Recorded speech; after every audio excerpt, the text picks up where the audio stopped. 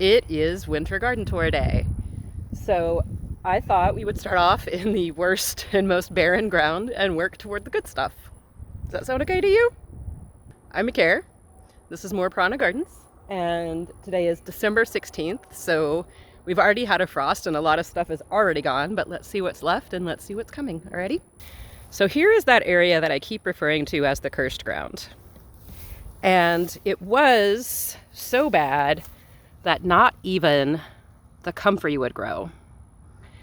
But I have put down a bunch of unfinished compost 2 months ago and covered it with cardboard, and then all of this hay is former chicken bedding. So it is hay and poo. And it's been sitting up here. I need to come back and put a good layer of wood chip on top of this, probably spread out the hay a little bit more. And then next year, this is going to be a full production garden. And as you can see, it is getting happier. The comfrey is growing. And even the new comfrey popped up over there. So that's an ongoing project, and it's going to take a little while longer. All right, so what I'm about to show you is the worst that it gets. This is so bad.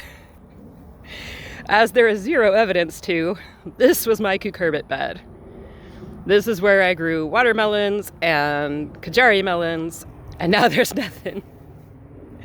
There is 2 layers of cardboard and about 18 inches of wood chip underneath that grass, but the grass got aggressive.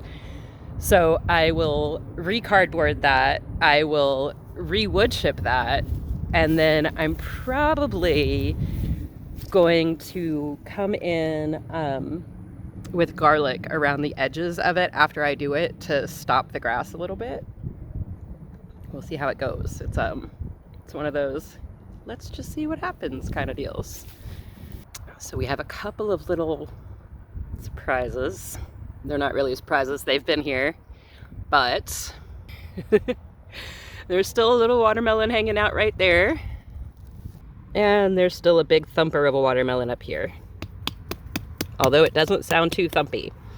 We have plans to cut this one open on Saturday and just see what's inside. If it's not ripe yet, then we will give it to the bunnies, armadillos, possums, and chickens that live around here. And if it is good, then we'll eat it. So here is the strawberry bed that we put to bed together a while back. And we have a butterfly bush in here that has gone to seed, and we're just going to let it do its thing.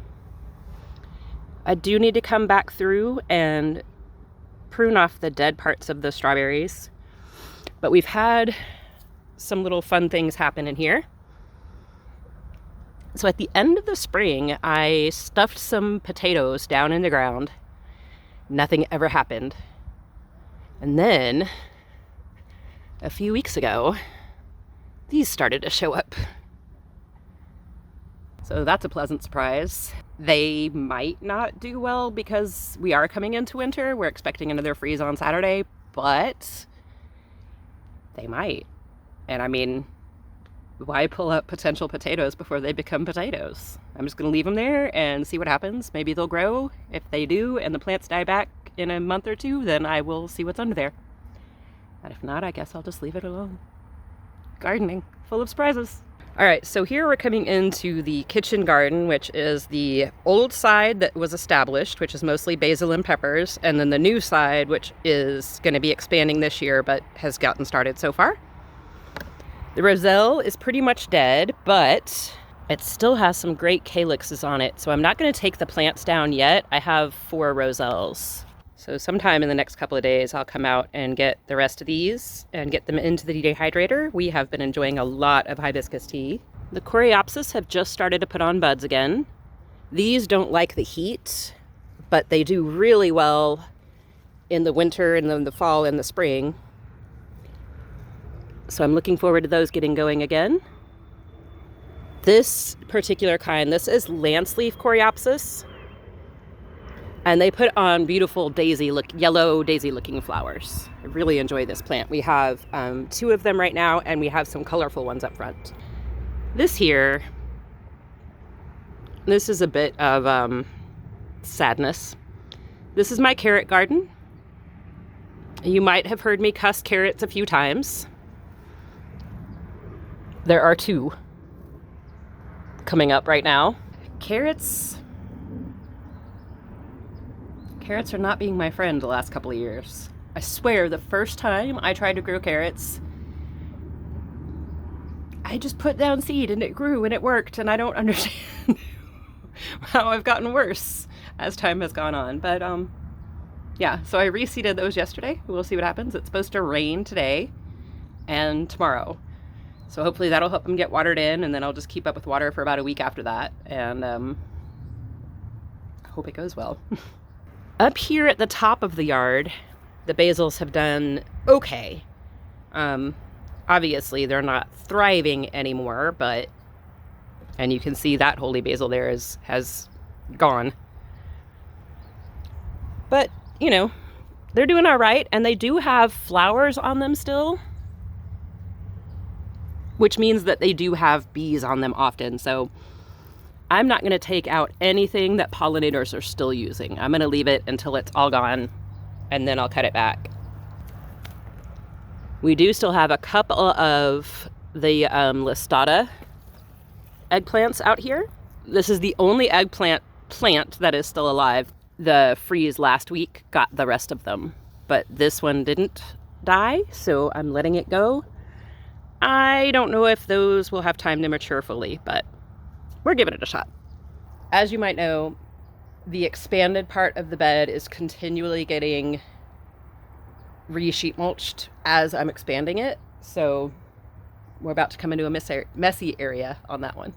So all of this I need to re-cardboard, and then I'll wood chip on top of it, and we'll come back in with more garden soil. But for now, it's just messy. We do have the beautiful monster sage bush over here. And this was started from seed spring of 2020, so a year and a half ago. And the same for this oregano. And this is the first oregano that we've had in the ground that the cats have not managed to kill. So yay for that. And I think the pineapple sage is going to have to be pruned pretty soon. And other than that,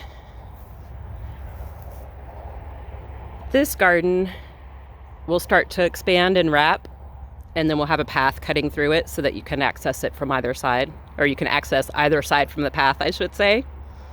And then it'll start to wind down, and we do have eventual plans to put a fire pit here-ish, kind of just below those soil bags. One thing you might not want to believe is that my peppers are still putting on peppers. It's the middle of December. This is crazy, but winter is very late this year, and I'm not complaining. It has dropped a few, but the habanero is still producing, still ripening fruit, even still trying to put on buds. So this is another case of I'm going to let it do it as long as it wants to.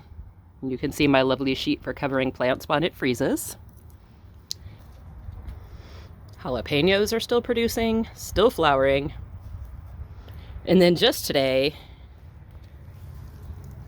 I figured out that the poblanos are still producing. And look. We still have little bee friends hanging out on the holy basil. This is why I leave the pollinators in place until they give up on their own. Because all these pollinator plants are feeding all the little happy bees. And eventually, of course, all these basils will come out. But not yet. Now, do you remember when we reconditioned my former rosemary bed? We put down soil, and we put down hay, and we put down cover crop? You and I, we did that together a few weeks ago. Check this out. So here's that bed. And this is the fullest nasturtium I've ever had. When I first learned about nasturtiums, everything I read was obviously not from Texas or a warm climate. It was like nasturtium will grow in any conditions, and you just put the seeds in the ground and they pop up and they grow and it's wonderful and you have these beautiful terrestrial lily pads. And no, not here. Mm-mm. I want to say I put 50 nasturtium seeds in the ground before one ever came up. But now I am learning they don't like the heat, along with a lot of the other things around here. So these are spring and fall flowers. They do freeze. So I don't know if I'll actually get flowers out of this plant, but I'm very happy that it's growing the way that it is. It doesn't have any flower buds on it, but it's just gorgeous. And the leaves are edible anyways, so we don't need the flowers. They have a slightly different flavor, and you know, of course, if I want it to reseed, we have to go through that, but for now, this is great. And we have our cover crop peas coming up. And our hairy vetch making its pretty little shapes. And this cover crop mix has it has two different kinds of ryegrass in it. The ryegrass in the cover crop is not going to spread like Bermuda grass. It plucks really easily, and when it's time to just cut it down, it'll be finished. So it's not the kind of thing you have to worry about it taking over as long as you don't let it go to seed. That's when it will get you. We also have the little baby calendulas that I put in here. They're starting to do well. And there were 5. And then I'll show you what my nasturtiums usually just do this. Oops, get that pea out of the way. This is what my nasturtiums usually just do. They kind of stay small like that. And this is when they're tastiest anyhow, but gosh, that's beautiful. All right, so let's move on to the potted area. We have a lot of stuff over here. We're not gonna look at all of it, but let's kind of pick through a little bit. The pea trellis that we made together is growing all up the chicken wire fence, and I have to decide how I'm gonna let it go from there. But we do have beautiful purple peas all over it now. And I verified last night, in case you were ever wondering, if you want to go outside at nighttime and pick purple peas, they are very hard to see in the dark. We have a lemon balm here, and it has recently had a severe haircut, and all that went into the dehydrator. Oh, I did my seed orders last night, and there's, I forget what it's called. It's like Mandarin something lemon balm. There's an orange flavored lemon balm, and I have seeds on the way. I'm really excited about this. My tricolor sage is back here. I might split some of this off and put it into the ground, but I had one last year that didn't do well, and I'm a little apprehensive about it. And it's doing okay in here. So I'm going to leave it here for a little longer, and we'll see what happens in the spring. These are the peppers that we potted up to possibly take in. And I've already pruned them, and I just left this one cayenne to try to develop, but the rest of them are pruned. I could come in and take this down a little farther, and I still might. I am going to take this holy basil out, but this little volunteer geranium is going to stay until I figure out what it is exactly. And I'm going to leave the marjoram in here until spring, and then I'll split it out and put some of it in the ground. And these are Winter's pine berries. My friend Winter, I'm growing these for him so that he can make jam or jelly. I don't know, something delicious. But pine berries look like strawberries except that they're white, and I hear they have a little different flavor, but I have not experienced them yet, so we'll see. We also have pineapple mints, and then more peppers, more nasturtium, peppers, nasturtium, and the little moringa tree that gets to come inside when we get down in the 20s. The big moringa tree is just going to stay over there. Oh, and there are pelicans on that bridge. Only a couple right now. I'm going to have to ask you to forgive my very messy Fuji apple tree guild right now. It's got some stuff going on. All right, so here it is. Fuji apple tree, and it's very messy gilled. So I have some seedlings. I have absolutely failed at planting seedlings this fall. So some of those still need to go on the ground, and some of them have died off because I didn't do anything with them. And then the same for that tray. This is that Spanish lavender, the one that gets the little flags on its heads. And it is looking rough. I need to read about this because I know that they don't like fertilizer, but it does seem to have a magnesium deficiency, possibly. I don't know. I'm going to have to look into it quite a bit more. I know that watering it a lot is not going to help it. Lavenders don't like water. And neither do agastache after their first year. So that's why they're buddies. And we're going to have more lavenders going in kind of here.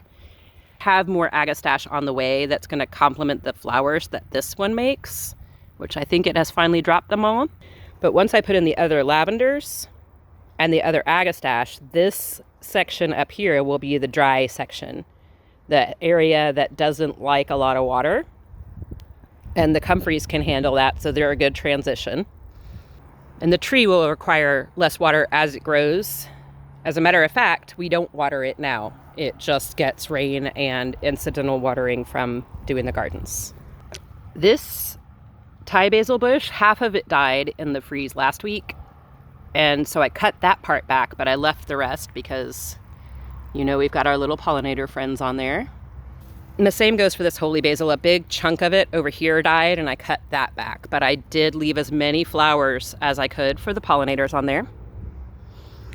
And that revealed one of the calendula that I did actually manage to transplant. I have put in a few garlic over here, just kind of, I've randomly popped garlic in a couple of places. The dark opal basil died back about halfway, and that has given more light to the Bargarten sage. I really love this one. I love the shape of the leaves. It tastes just like regular garden sage, but wow, it's just beautiful.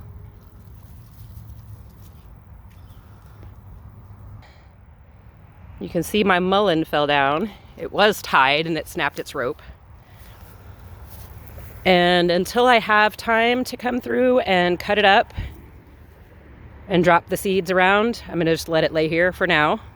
This calendula actually produced a flower for me. It was my first calendula flower of the season. They do not like the heat, along with the Nasturtiums and the Coreopsis. So we've got a good wealth of winter flowers that go here. We do have a friend building a web inside this pot. I don't think you can see her. I'm probably going to leave most of this okra up. You know I neglected my okra this year because I got mad at them. But I might leave most of that one skeleton so that it can have some homes for the bugs over the winter. These stalks are hollow, and so they'll live inside of them. I'm also letting it make seeds so it can drop its seeds here. So the grass is starting to creep in on the edges of this garden, and so I'll show you what I'm doing about that. So I'm just cardboarding at the border and letting it come out about 6 or 8 inches. And then once I get this ring all the way around, I'll come through and start putting wood chip on top of it. So let's go take a look at the whatever garden. And of course, you know that the compost is right next to the whatever garden so that the nutrition rolls downhill because there is a slope here. Cover crop went in here. So I've got peas coming up. These are not the same peas as the delicious purple tendril peas. These are field peas. They're edible. I just don't. We use them mostly for chop and drop and cover crop, and the chickens like to pick at them. So you can see them over there in Fort Box. And when they come out of their door, this is their first stop. They start pecking through the fence over here. Some of the eggplants that kind of half made it that have been mostly pruned. We've got more nasturtium. I do use them kind of as cover crop, but also just because they're beautiful. Most of that holy basil did not make the freeze. And this is our most aggressive hairy vetch so far. There's that moringa we were talking about. This is a bee balm that we started from seed in March of this year, and it has spread a lot. It's lying on cardboard, and I think once I put some soil underneath it that it might try to root down from these. It is in the mint family, so I think it should layer. I haven't played with it yet though, so we'll see what it does. And honestly now, I don't even remember which color the flowers are going to be on this one. Maybe pink, maybe red. Who knows? We'll find out in the spring. The echinacea finally gave up, and I took its last flower ahead and scattered it this morning. And this is the green twister that I started from seed in spring of 2020, and I put it in the ground in the fall of 2020. It survived the winter, and it popped back up and made these beautiful green flowers, green and purple flowers. Here are my shameful brassicas that I did not plant and thus have been eaten by everything. Not happy. The catnip is still living in a cage until springtime. My cat Tito and the cat Bobo, who you've met, she hasn't been harassing me in the garden lately, but those two, oh, and Riff Raff, they ate 6 catnip plants in the first year that I lived here. So now catnip lives in cages. Like so. And they can, like, they'll nibble on the edges, and I come out and harvest and dehydrate some, and that way they have it inside. Here's all my little bunny proofing for springtime. And this is becoming the medicinal garden. So this is our marshmallow plant. And it will get 5 or 6 feet tall and almost as wide over the next few years. And then it comes out and we harvest its roots. I'll be planting more of them down there, but we'll stagger them. So we have some for year 1, some for year 2. And that way we'll have roots ready every year after a while. There's another bee balm. More random garlics. Yesterday I came in and I reseeded some beets in a couple of spots because all my beets got eaten. In the spring, we'll do medicinal here. And then this will be a transition of medicinal into, we're going to have our sunflower forest up here again. I thought that looked really nice last year. My roommates enjoyed it. I think it made nice cover for the chickens. So I think we're going to do that again. And we do have random bins around for different purposes. I am not good at keeping things tidy. So I've talked to you about how I'm going to be moving the tomato corner up to the top. I'll show you where I'm going to put that. This fence panel and that one is going to become a new tomato wall. Until summer, the compost bin was here. So that nutrition ran downhill, and then this is where we piled the wood chips. So this all has great nutrition. I'm going to scrape off most of that wood chip and redistribute it onto gardens, and then I'm going to put my tomatoes up here. And those are the tomatoes who currently grow in this corner. The oak tree is going to get sheet mulched, and it's going to get its own guild developing, and then this corner will become part of that guild. This is a marshmallow plant that was doing well and accidentally got covered, so it might come back and I might have to plant a new one, but this is the other location for marshmallows. That lemon basil has given up the ghost in the last couple of days, so I'm going to cut it down pretty soon. If you can believe this, middle of December. And still, whoop, that one's not going to do anything. And still getting tomatoes. These are black cherry tomatoes, so they will get much darker than this. Still have blueberries tomatoes growing, and still have some sweet 100s growing. I am in awe that we just still have tomatoes at all. Now, a lot of the tomato plants did freeze, and I cut them down and chop and dropped a little bit, but most of it went into the compost. If you saw all of the dead material that was in the compost bin, a lot of that was tomato, a lot of that was basil. And the tithonia. So it was here, and that's its skeleton. I'm going to leave it up. A lot of its dead heads have gone over the fence into the field, and some of them have stayed here. And these should help it reseed. I am starting to sheet mulch over this area again because the grass has grown in from behind the fence. As I build the buffer zone back there, and I'm not going to take you back there quite yet, you got to wait a little longer, but as I build my buffer, that's going to stop grass from coming in from there, and I won't have to do this, you know, twice a year anymore. I do still have a few green zebra tomatoes on the bush, and this stem didn't die, so I let them stay. There were some I had to sacrifice because their stem died or they went mushy. And then I don't even remember. I think this is black crim, but it might be, it could be Berkeley tie-dye. I'm not sure on this one, but I'm gonna let those finish if I can. And then we still have a few Amish paste, and there are a few Amish paste hanging outside of the fence as well. Those are for neighbors, but they haven't picked any, so if they're still there on Saturday before the freeze, I will come and get them. Some field pea taking over, some garlic. This tomato area was new this year. It didn't do great, but all of those did succumb to the frost. I didn't expect a lot out of this because it was new. This holy basil plant ended up taking up the whole thing. This is one holy basil.